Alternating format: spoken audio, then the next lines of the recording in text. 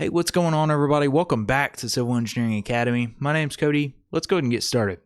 All right, so today we have a transportation problem. I guess you could call it a transportation problem. This is really a good breadth problem if you're taking the PE. It's also a good one for the FE. So we're going to go ahead and cover both handbooks. So in the FE handbook, reference handbook, we need to be in the latest and greatest version. That's version 10.2 at the time of this video.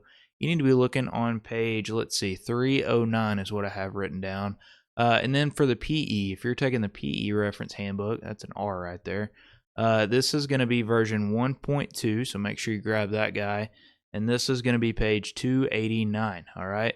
So with that said, here's what the question says, true or false? This is kind of a alternative type problem.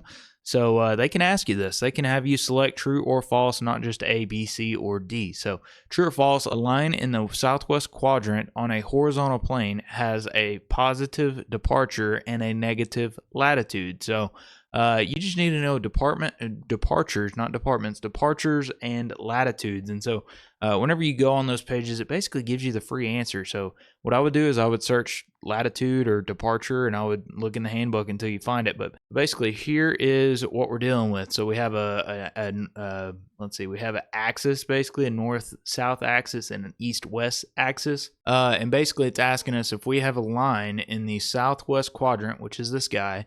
It has a positive departure and a negative latitude. Well, this right here, this east-west axis is actually the departure. So I'm going to try my best to write it neatly, but I'm not very good at handwriting.